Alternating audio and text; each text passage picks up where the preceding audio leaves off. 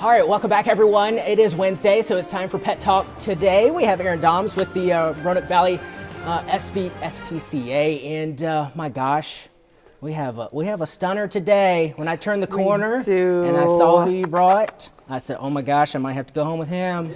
Yes. He's a cutie. All right, Aaron, who do you have today? So this is Dyson, Okay. like the vacuum Yes. Dyson, and he is a little 6-year-old beagle.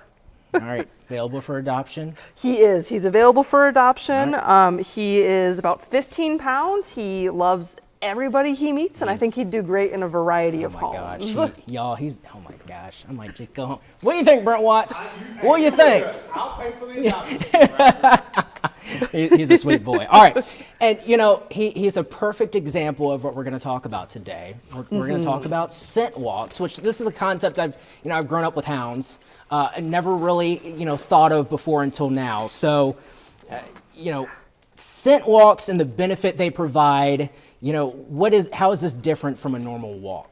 Yeah, absolutely. So I think most people know that dogs have a much better sense of smell than us, but don't maybe know how to use that to help them get enrichment throughout the day. So our dogs, when they're smelling, I mean, it's kind of like the equivalent mentally of us trying to do a puzzle or a Sudoku or something else. They get a ton of knowledge when they smell. Okay. So on a scent walk, it's basically changing the point of the walk from we need to get distance to get our energy out to we need to do a brain game and let you sniff. So typically it's going to be much slower than normal because we're letting our dogs stop to smell as much as they might want to and take in all that information. So they're learning what other animals have come by, what people have come by. Did that person have food? Is the weather changing? They get a lot of information when they're sniffing. Okay. And how can we use their sense of smell to improve their lives and kind of playtime, obviously in between?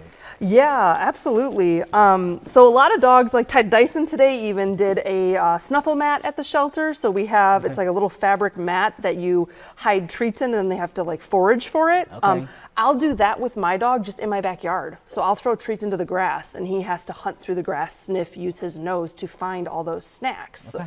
And that is a great and easy brain game to do with him. If he's being crazy, running around the house, chasing the cat, just kind of crazy, being an overexcited toddler, I say, throw some treats in the grass and keep them busy for a while. And it's going to help tire them out a little bit too. Okay.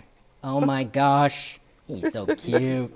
He is so cute, y'all. He's so well behaved. All right, what's an easy way to start kind of putting this into concept?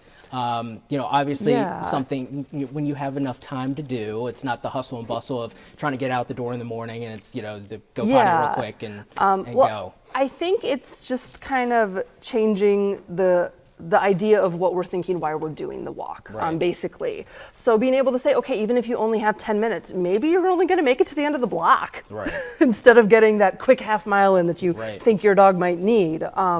And then kind of letting them have a say in where they're going. So like if my intention is, I'm going a mile, we're going to go this route, but my dog is following a really good trail and wants to veer right down the road. Okay, well, we'll go to the right today and maybe just go down the block and come back instead of doing that, 2 miles I hoped I would get or something. Right. It's less of the exercise for you and more of the exercise of the mental. Yeah, like a different kind of exercise for them than just pure physical exercise.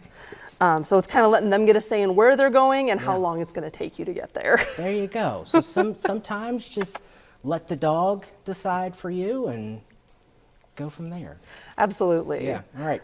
Well, thank you so much, Aaron. Anything else you'd like to add about the scent walks or the playtime or anything like that? I think just keep in mind that enrichment doesn't have to be complicated for your dogs, and there's a lot of really easy ways you can make these games possible for them. All right. Some great info there. Thank you, as always, Aaron. And oh my goodness. I love him. Look at Dyson. Bradford. He's making his own game right now. He is. While we're talking. I love it.